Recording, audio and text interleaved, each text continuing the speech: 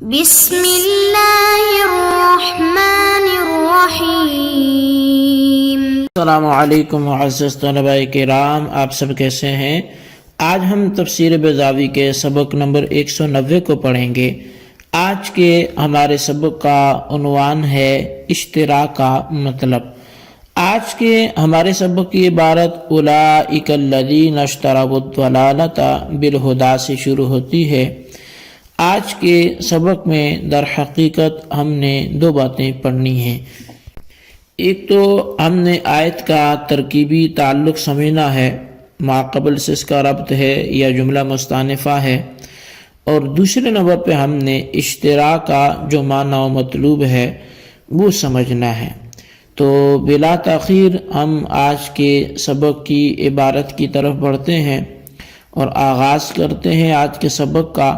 عبارت اور ترجمہ کرنے کے بعد پھر اس کی وضاحت کی طرف بھی بڑھیں گے۔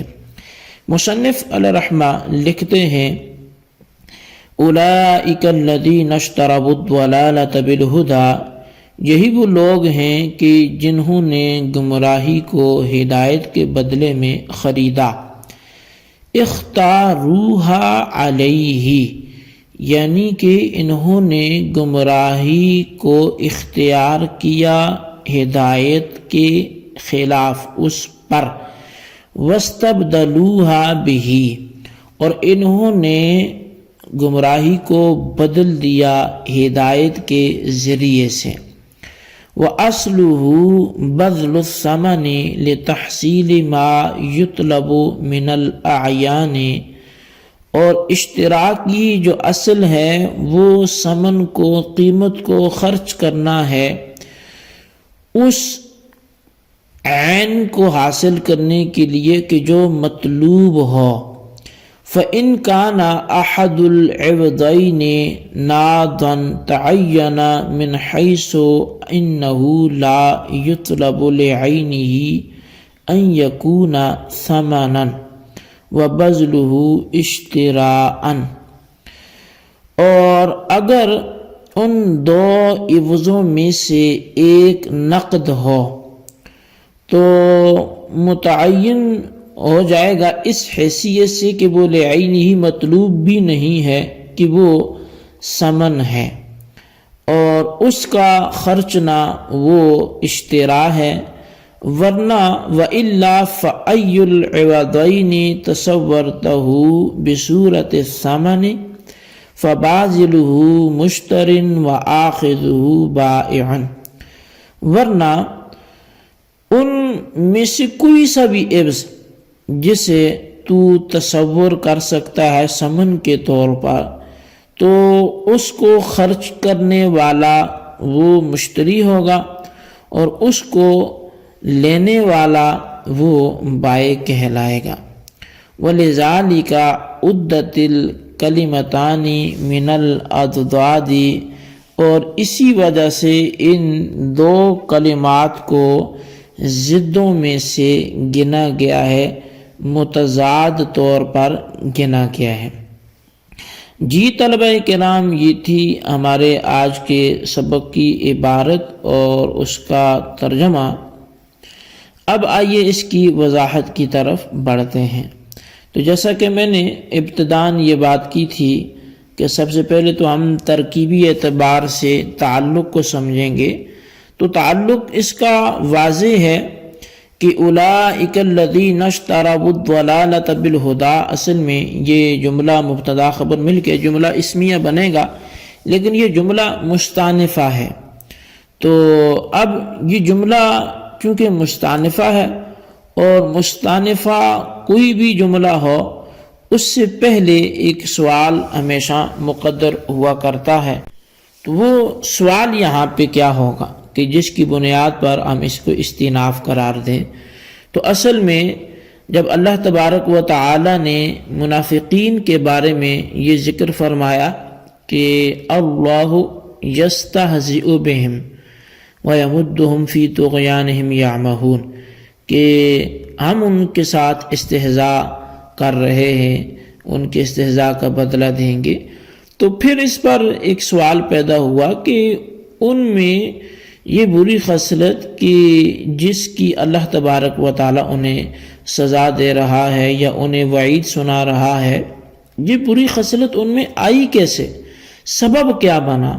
تو اس کا جواب اولئک الذین اشتروا الضلالۃ بالہدیٰ سے دیا گیا کہ وہ بری خصلت ان میں اس طرح آئی کہ انہوں نے قبول حق کی طاقت کو کھو کر گمراہی کو مول لے لیا، یعنی وہ چاہتے تو وہ گمراہی کو اختیار نہ کرتے، حق کو قبول کرتے، لیکن حق دے کر گمراہی خرید لی، تو اس طور پر ان کے اندر یہ بری بات آئی ہے۔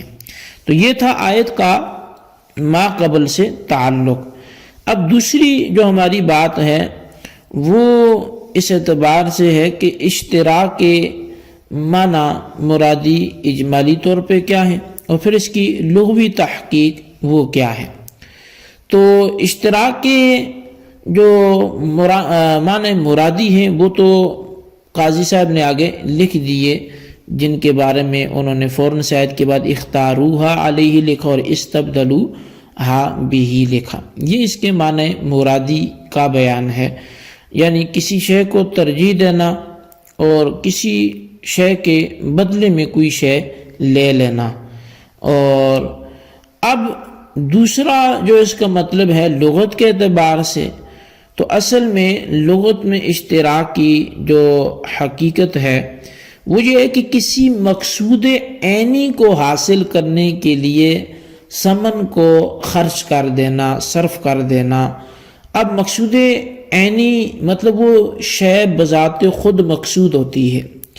اب کئی چیزیں ایسی ہوتی ہیں جو بذات ہی وہ خود مقصود نہیں ہوتی بلکہ اس کے منافع مقصود ہوتے ہیں۔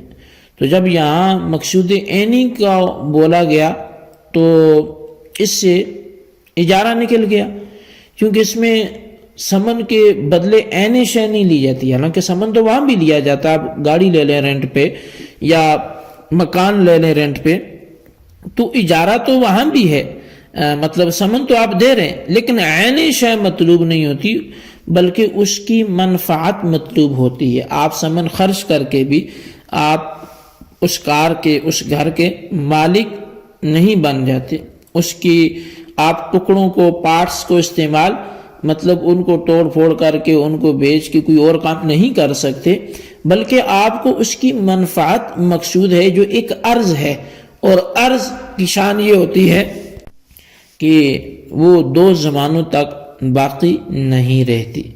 تو اب یہاں پر ایک چھوٹا سا سوال بھی پیدا ہو سکتا ہے کہ ثمن کون سی چیز کو کہا جائے اور کس چیز کو مبیع قرار دیا جائے۔ تو اس کے حوالے سے ایک سادہ سا اصول آپ اپنے ذہن میں رکھیں کہ اگر ایک چیز نقدی ہے 2 میں سے تو دوسری چیز جو ہے وہ غیر نقدی ہے، تو پھر تو مسئلہ ختم ہے۔ وہ واضح ہے کہ جو نقدی آپ اسے ثمن بول دیں اور جو غیر نقدی ہے تو اسے آپ وہ مبیع بول دیں۔ مثال کے طور پہ ایک جب بندہ مارکیٹ گیا تو ایک جانب موبائل رکھا ہے، دوسری جانب اس کے پاس پیسے ہیں، تو ظاہر نقدی اس میں پیسے ہیں اور موبائل جو ہے وہ غیر نقدی ہے، تو جو نقدی ہے وہ ثمن ہوگا اور جو غیر نقدی ہے وہ مبیع کہلائے گا۔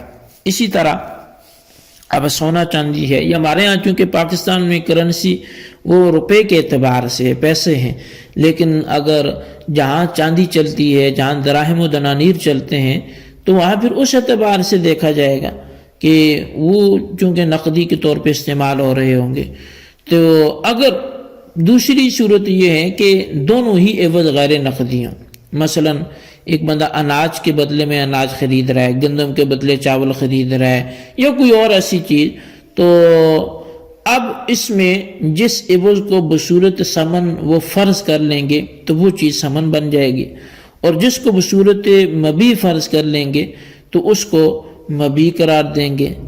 اب یہ تھا کہ دونوں عوض غیر نقدی ہوں، اگر ایک نقدی ہو دوسرا غیر نقدی ہو پھر بھی مسئلہ واضح ہے، دونوں غیر نقدی ہوں تو پھر آپ کے تصور پہ آپ جسے فرض کریں، لیکن اگر دونوں عوض ہی نقدی ہوں، مثال کے طور پہ سونے کی سونے کے بدلے پہ، چاندی کی سونے کے بدلے پہ، تو اب اس کو بے صرف کہتے ہیں، اور یہ جو کہ آخری دونوں صورتیں جو بیان کی گئی ہیں، دونوں عوض جو ہیں وہ ثمن ہو سکتے ہوں، نقدی ہوں یا ایک نقدی یا دونوں ہی غیر نقدی ہوں، تو اصل میں یہ آخری دونوں قسموں میں طرفین میں سے ہر ایک بائع و مشتری بن سکتا ہے۔ اس لیے بیع و شراء کے الفاظ ازداد میں سے شمار کیے گئے ہیں، اور ازداد چونکہ ان کلمات کو کہتے ہیں جو متضاد معنی کے حامل ہوں۔ تو اب قاضی صاحب نے ناد کا لفظ استعمال کیا ہے، اور ناد جو ہے یہ دراہم و دنانیر کا دوسرا نام ہے۔ تو بہرحال یہ کہنے کا مقصد یہ کہ اب جب کہ آخری دو قسمیں ہیں تو جانبین میں سے ایک جانب سے بھی بندہ مشتری بن سکتا ہے، اور وہ بائع کی حیثیت سے بھی بن سکتا ہے۔ اس کے تصور پہ ڈیپینڈ کرتا ہے کہ وہ کس چیز کو سمجھ رہا ہے اور کس چیز کو مبیح سمجھتا ہے۔ سبق ہمارا اتنا ہی ہے، اسی کو آپ اپنے خلاصے کے طور پہ تحریر کریں، بالخصوص ان سوالات کے جوابات دیں۔ سوال نمبر 1 یہ ہے کہ مصنف کا اختاروہا علیہ واستبدلوہا بہ کی عبارت کی غرض کیا ہے، تحریر کریں۔ اور سوال نمبر 2 یہ ہے کہ جو اشتراک کا لغوی معنی ہے وہ کیا ہے، تحریر کریں۔ اللہ تبارک و تعالیٰ سے دعا ہے جو کچھ ہم نے پڑھا سنا اسے یاد رکھنے کی توفیق نصیب فرمائے، آمین بجاہ النبی الامین صلی اللہ علیہ وسلم۔